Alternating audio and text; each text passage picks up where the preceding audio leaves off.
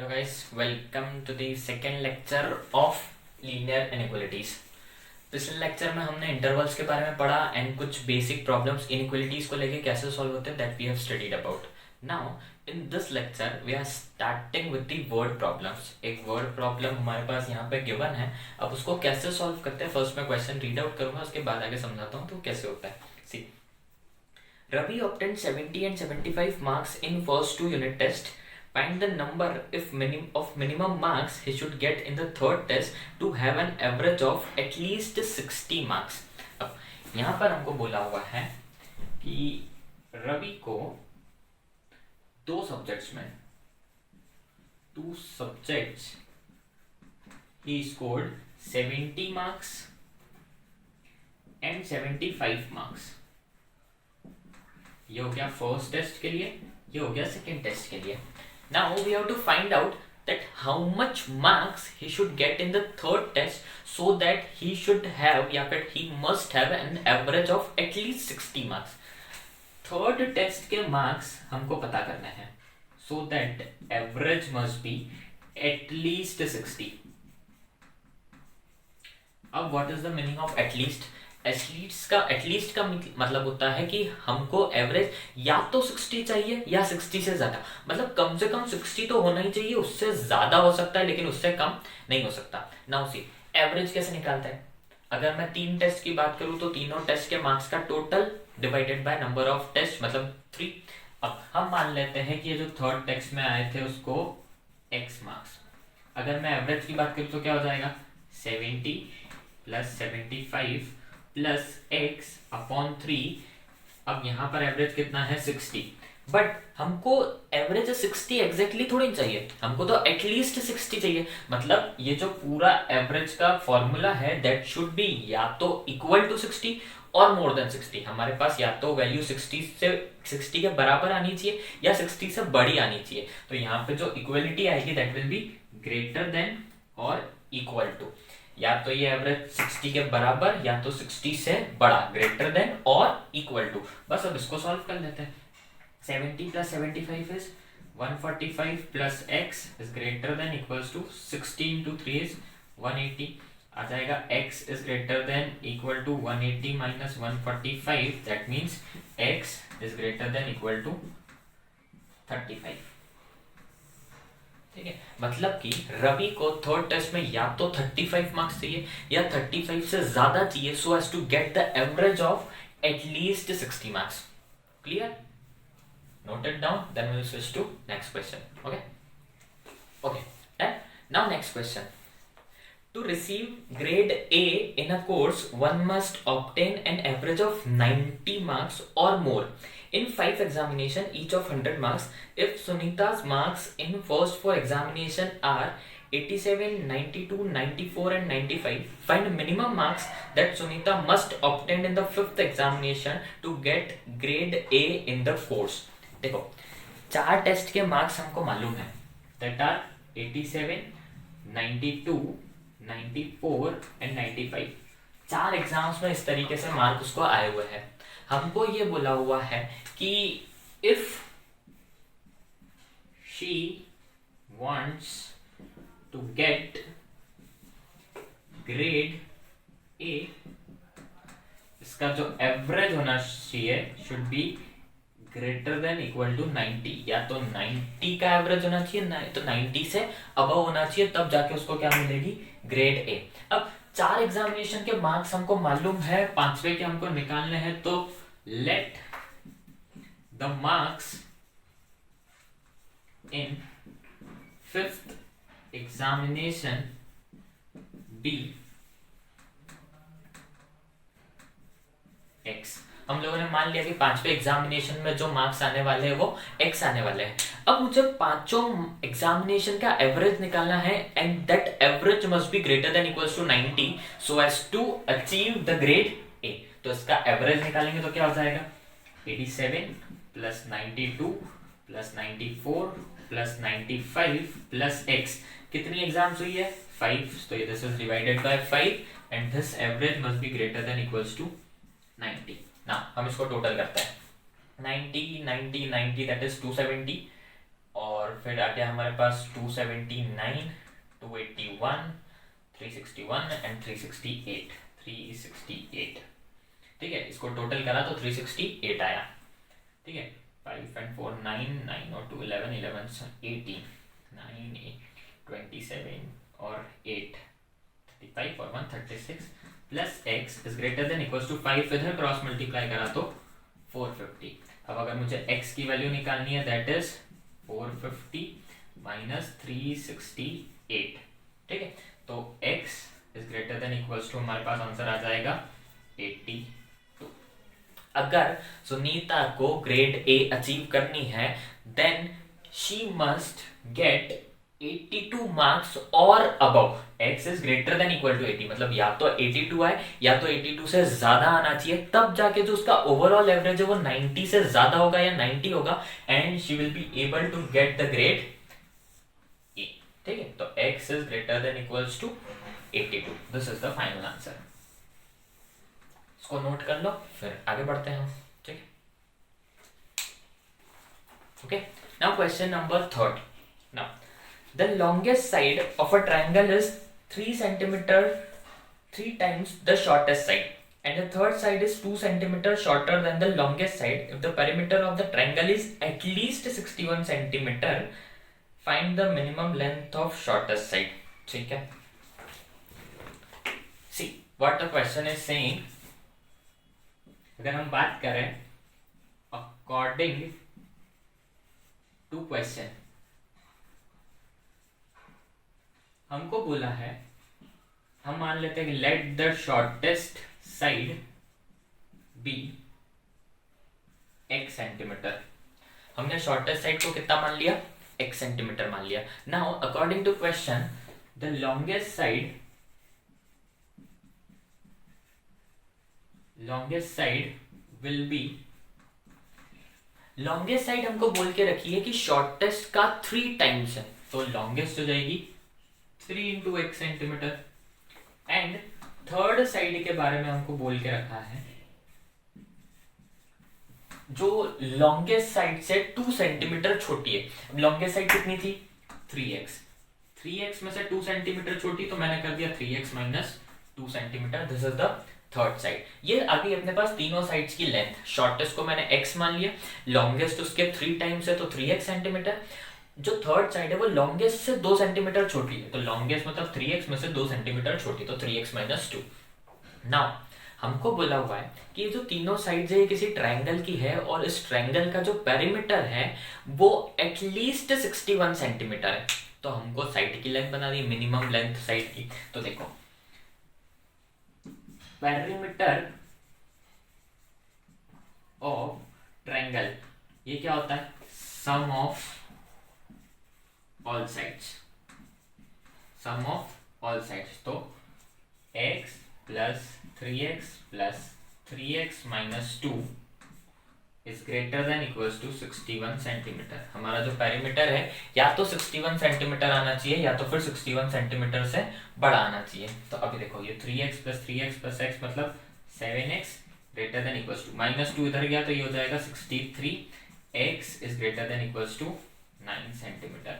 मतलब हमारी जो शॉर्टेस्ट साइड होनी चाहिए that must be minimum of 9 centimeter, या तो 9 होनी चाहिए या तो 9 से बड़ी होनी चाहिए। हमको क्वेश्चन में बोला है मिनिमम, तो मिनिमम जो शॉर्टेस्ट साइड होनी चाहिए वो मिनिमम कम से कम 9 सेंटीमीटर की तो होनी चाहिए।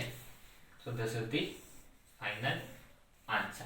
मिनिमम शॉर्टेस्ट साइड 9 हो जाएगी तो लॉन्गेस्ट हो जाएगी 27 और थर्ड साइड कितनी हो जाएगी 25, बट यहाँ पर x greater than 9 centimeter. Clear, noted down.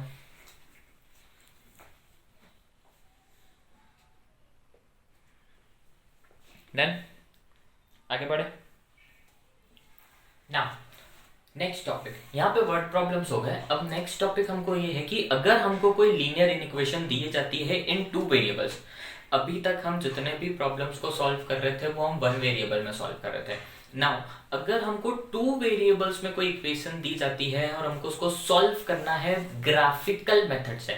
Now अब हम सीखने वाले हैं कि ग्राफिकल मेथड से कैसे हम इक्वेशन सॉल्व करते हैं। ठीक है, तो अब इसके लिए कुछ चीज़ें मैं बता रहा हूँ, वो हम पहले एक क्वेश्चन एग्जाम्पल लेते हैं और फिर उसी से सॉल्व करेंगे। हमारे पास एग्जाम्पल है, let x plus y is less than 5। X plus y is less than 5, इसको सॉल्व करना है ग्राफिकल मेथड से। अब पिछली क्लास में या पिछली की पिछली क्लास में एक तरीका पढ़ा था हमने कि हम ये एक ऐसा बॉक्स बनाते थे और इसमें वैल्यूज कैलकुलेट करते थे। ये हो गया x, ये हो गया y। हम वैल्यूज मन से पुट करते थे और हिट एंड ट्राई मेथड से दूसरे वेरिएबल की वैल्यू निकालते थे। फॉर एग्जांपल मैंने x को पुट कर दिया 0, तो y की वैल्यू कितनी हो जाएगी 5। 0 प्लस वाई इज वाई, तो y की वैल्यू हो गई 5। मान लो मैंने y को पुट कर दिया 1, तो x की वैल्यू कितनी हो जाएगी 4।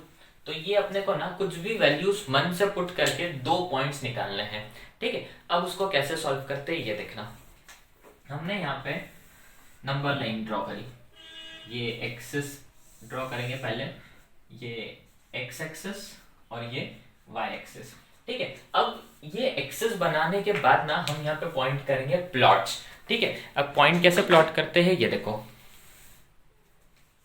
पहला पॉइंट है 0,5, एक्स पे 0 वाई पे 5। अब एक्स पे 0 और वाई पे 5 मतलब ये पॉइंट होगा यहाँ पे कहीं। द नेक्स्ट पॉइंट इज 4,1 मतलब x पे 4 और y पे 1। अब ये x पे 4 और y पे 1 मतलब ये पॉइंट कुछ आ गया यहाँ पर, ठीक है। ये 2 पॉइंट हमने प्लॉट करे, इस पॉइंट का नाम दे दिया a, इस पॉइंट का नाम दे दिया b।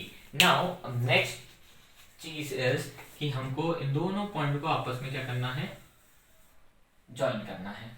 ये दोनों पॉइंट आपस में ज्वाइन हो गए। नाउ अब सोल्यूशन कैसे बनता है, ग्राफिकल सोल्यूशन कैसे बनता है। We have to see the symbol.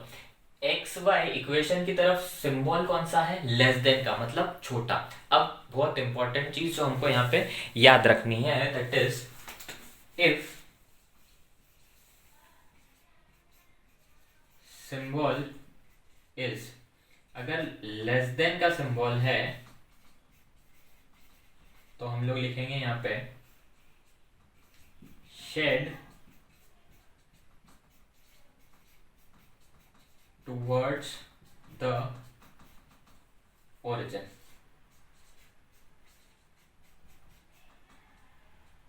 अगर लेस देन का सिंबल है तो हम लोग शेड करेंगे टूवर्ड्स द ओरिजिन, ठीक है। और अगर ग्रेटर देन का सिंबल है, ग्रेटर देन का सिंबल है तो हम लोग शेड करेंगे away from the origin.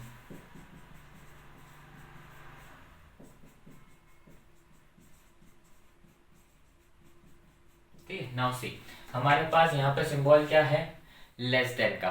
Less than का सिंबल है मतलब हम टूवर्ड्स द ओरिजिन शिफ्ट करेंगे। अब ओरिजिन यहाँ पर है, ओरिजिन की तरफ शेड करो, नीचे की तरफ शेड करो। तो अब इस लाइन से ये देखो, ये नीचे की तरफ हम लोग क्या कर देंगे, शेड कर देंगे, ठीक है। अब ये जो शेडेड रीजन है यही क्या हो गया हमारा फाइनल आंसर, ठीक है। इसको अच्छे से समझ लो, फिर पॉइंट्स नोट कर लो, स्क्रीनशॉट ले लो और फिर हम इसमें आगे की तरफ अगले क्वेश्चन पे बढ़ते हैं, ठीक है। Note it down.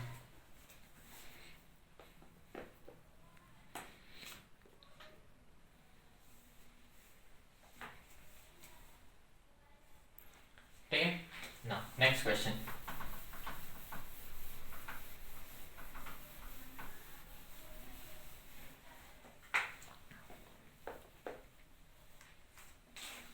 Now second question is 2x plus y greater than equals to 6। ये अब अगला इक्वेशन दे के रखा है हमको। यहाँ पर भी हम सेम पहले क्या निकालेंगे, पॉइंट्स।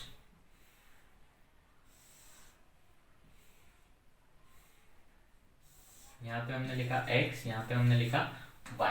अब देखो, अगर मैं x को 0 पुट कर दूं तो y आ जाएगा कितना 6। अगर मैं y को 0 पुट कर दूं तो x आ जाएगा 3। यहाँ पे कोई हार्ड एंड फास्ट रूल नहीं है कि हमको पॉइंट्स क्या पुट करने हैं। हमको पॉइंट्स अपने सेट ऑफ माइंड से डिसाइड करने हैं कि किससे कैलकुलेशन इजी हो जाएगा, वो पॉइंट्स हम यहाँ पे पुट करेंगे। पॉइंट्स आ गए एक बार, उसके बाद में फिर हम 2 एक्सिस बनाएंगे। This is y axis, this is x axis. ये x एक्सिस और y एक्सिस बन गई। अब x एक्सिस और y एक्सिस बनाने के बाद में हम लोग यहाँ पे पॉइंट्स प्लॉट करेंगे। फर्स्ट पॉइंट है 0,6, वो यहाँ पे आ जाएगा। नेक्स्ट पॉइंट है 3,0, तो 3,0 यहाँ पे कहीं आ जाएगा, ये 3,0 यहाँ पे 0,6। अब इन दो पॉइंट्स को हम क्या करेंगे, आपस में ज्वाइन कर लेंगे। तो ये दो पॉइंट्स आपस में ज्वाइन हो गए। Now symbol greater than equal to 6, मतलब हमारा जो सिंबल है वो ओरिजिन से दूर की तरफ शेड होगा। ग्रेटर देन का सिंबल है तो अभी हमने लिखना था shade away from the origin. अगर नीचे शेड करोगे तो टुवर्ड्स द ओरिजिन होगा। अब अवे फ्रॉम द ओरिजिन जाना है तो ऊपर की तरफ शेड, मतलब ये कुछ इस तरीके से शेड होगा।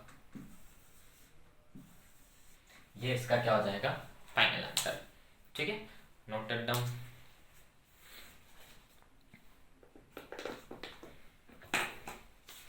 नाउ द लास्ट थिंग, अब अगर मल्टीपल इक्वेशंस आ जाती है तो हम उसको कैसे सॉल्व करेंगे। ठीक है, अभी तो एक इक्वेशन थी तो हमने ग्रेटर देन का साइन देख के बाहर की तरफ शेड करा, लेस देन का साइन देख के अंदर की तरफ शेड करा। टुवर्ड्स द ओरिजिन और अवे फ्रॉम द ओरिजिन में हमने बाइफरकेट कर दिया कि किधर शेड करना है। अब अगर सिचुएशन ऐसी आती है कि मल्टीपल इक्वेशंस देखे तो उसको कैसे सॉल्व करेंगे, तो एक एग्जांपल लेते हैं, उससे मैं बताता हूँ।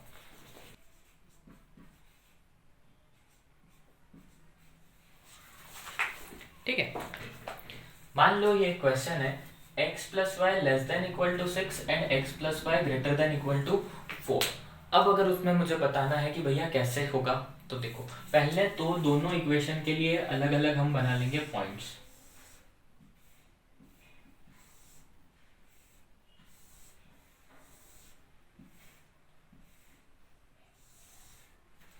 ठीक है, पहली इक्वेशन अगर ये x ये y ये x ये y, अगर मैंने यहाँ पर 0 डाला तो y 6, अगर मैंने यहाँ 0 डाला तो x मिल गया 4।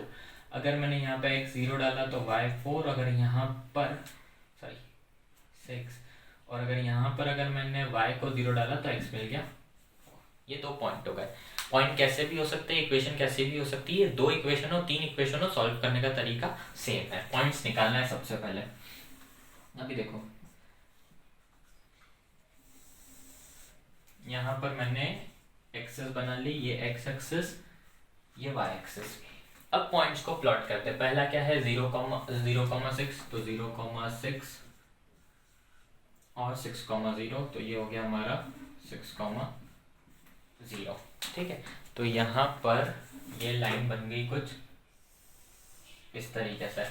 ठीक है, फिर नेक्स्ट क्या है 0,4, ये रहा 0,4 और 4,0, तो ये रहा 4,0 एंड 0,4। अब यहाँ पर हम लोग क्या करेंगे, इसको भी ड्रॉ कर लेंगे। नाउ सी, अगर मैंने ऊपर वाले लाइन का सिंबल देखा तो लेस देन है, मतलब ये वाली ऊपर थी, लेस देन का सिंबल है मतलब टुवर्ड्स द ओरिजिन शेड होगा। ठीक है, अब टुवर्ड्स द ओरिजिन शेड होगा मतलब ये शेड कुछ होगा नीचे की तरफ।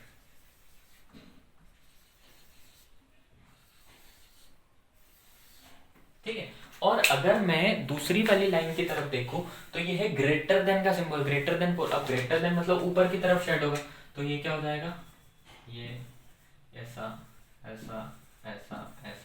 अब जो कॉमन रीजन आ रहा है, देखो जहां पर ब्लू शेड भी दिख रहा है और जहां पर ब्लैक शेड भी दिख रहा है, that is our final answer. मतलब अगर दो लाइंस है, दोनों लाइंस में तो जो कॉमन शेडेड रीजन होगा that is the final answer. मतलब दोनों लाइंस के पॉइंट्स निकालेंगे, दोनों लाइंस को ड्रॉ करेंगे, दोनों लाइंस का सिंबल देख के उसको शेड करेंगे, और जो कॉमन शेडेड रीजन होगा, जो फर्स्ट लाइन में भी रहेगा, जो सेकेंड लाइन में भी रहेगा, that is the final answer. तो ये जो इतना इतना पोर्शन है ना जिसमें ब्लू शेड भी है और ब्लैक शेड भी है, that is the final answer. ठीक है, इसको नोट कर लो।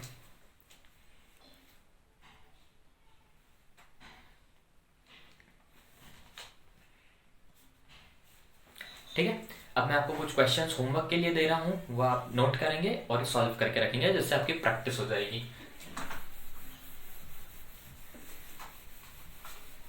I am writing down the questions on the board, just note it down.